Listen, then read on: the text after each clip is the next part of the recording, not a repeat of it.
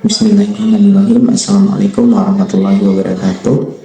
Jadi kita akan mencoba meluruskan apa yang dikatakan oleh edis.tv yang kepada Majelis Ulama Indonesia, kemudian kepada BNPT, Badan Penanggulangan Terorisme, ya saya meminta itu supaya hadis-hadis yang mengajari orang Islam bubarin orang Kristen itu dihapuskan. Ya, karena ada sebuah hadis yang mengatakan demikian. Jikalau kamu bertemu dengan orang Yahudi, bertemu dengan orang Nasrani di jalan, maka persempitlah jalan mereka, desaklah mereka ke jalan yang sempit. Itu udah ajaran Islam. Jadi saya minta itu hadis-hadis begitu dihapuskan saja. Karena membuat orang Islam menjadi ya seperti itu, bengis. Nah, jadi teman-teman, sebelum kita bahas, kita coba dengarkan dulu pendapat Pak Ustadz yang akan saya tayangkan ini. Kalau bagaimana kita hidup berjumpa dengan orang-orang kafir, ya biasa-biasa aja sebenarnya. Tapi dalam kondisi Nabi SAW pada waktu itu perang Bani Quraidah, Nabi memerintahkan agar orang-orang kafir itu dipersempitkan. Ya, karena mereka telah memerangi Islam. Jadi kafir ini ada kafir dhimmi, ada kafir mu'ahad, atau sama itu ada kafir harbi. Ada kafir yang memerangi Islam, ada kafir yang dhimmi, yang dalam imma dia itu dalam perjanjian dengan umat Islam, atau dia hidup di negeri Islam yang dapat suaka keamanan dari negeri. Jadi disebut kafir dhimmi. Maka sikap kita terhadap kafir harbi, ya perang sama dia. Tapi dengan kafir yang hidup bersama kita, ya disinilah toleransi dalam bab muamalat sama dia. Kalau dia mengucapkan salam kepada kita, ya kita balas. Bayangkan ya, orang kafir mengucapkan salam, kita balas. Waalaikum. Kalau dia mengucapkan assalamualaikum, benar, kita jawab waalaikum atau waalaikumsalam. Kalau memang benar, tapi kita nggak tahu karena dia kadangkala ya meniatkan dengan salam dia sesuatu yang lainnya. Seperti orang-orang Yahudi di masa Nabi SAW. Ketika mereka mengatakan assalamualaikum ya Muhammad, semoga kematian menimpa Muhammad, Nabi jawabnya waalaikum. Jadi Nabi memberikan arahan kalau orang kafir itu mengucapkan salam, ya udah jawab waalaikum, engkau juga dapat. Kalau muslim, kita kan disuruh menjawab dengan yang sama atau dengan yang lebih baik. Dia mengucapkan assalamualaikum, jawaban kita paling enggak waalaikumsalam, karena dia muslim. Lebih baik, lebih utama waalaikumsalam warahmatullahi wabarakatuh. Tapi kalau orang kafir, Nabi mencukupkan jawab mereka dengan waalaikum, dan kamu juga dapat. Kalau yang ucapkan salam, ya semoga dia dapat salam juga. Tapi kalau yang dia ucapkan adalah keburukan, semoga keburukan itu balik kepada dia. Nah teman-teman, saya akan mencoba menjelaskan dengan bahasa yang sederhana dan mudah dipahami agar kita semua bisa mengambil pelajaran dari hadis ini. Hadis yang dimaksud tadi berbunyi seperti ini.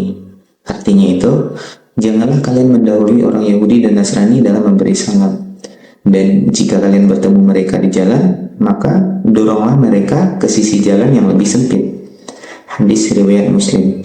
Ya, sekilas hadis ini memang terdengar keras, tapi penting bagi kita untuk tidak langsung memaknainya secara harfiah atau digunakan sembarangan.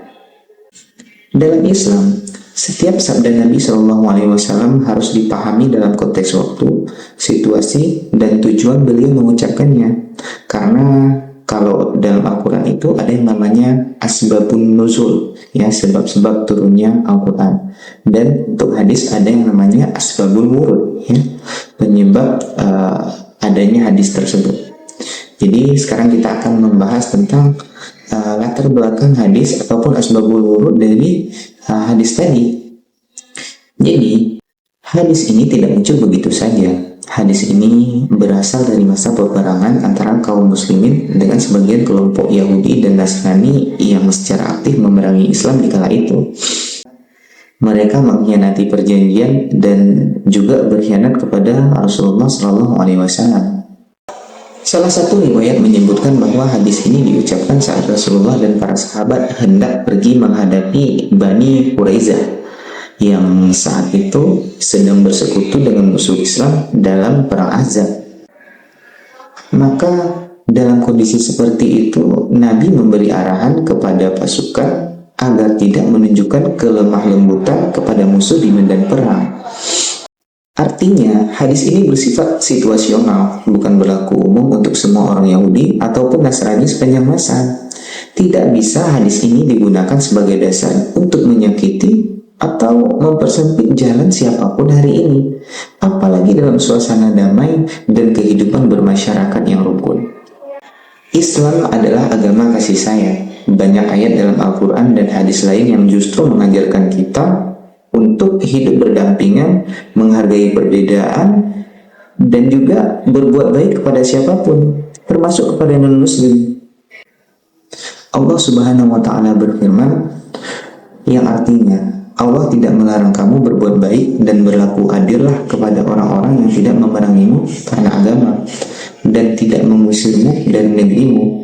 Sesungguhnya Allah mencintai orang-orang yang berlaku adil.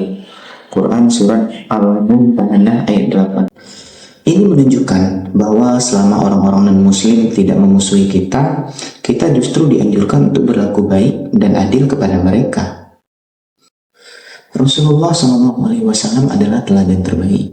Beliau tidak pernah mengajarkan kekerasan kepada orang yang hidup berdampingan secara damai, apapun agamanya. Jadi, kita tidak boleh menyalahgunakan hadis ini untuk membenci ataupun menyakiti orang lain. Sebaliknya, kita harus menampilkan wajah Islam yang penuh cinta, damai, dan berkeadilan. Jadi, dari pembahasan kita tadi dapat kita tarik sebuah kesimpulan bahwasanya hadis tersebut bersifat khusus, bukan untuk kehidupan sehari-hari di masa damai. Islam tidak pernah mengajarkan kebencian tanpa sebab, apalagi kepada orang yang tidak memusuhi kita.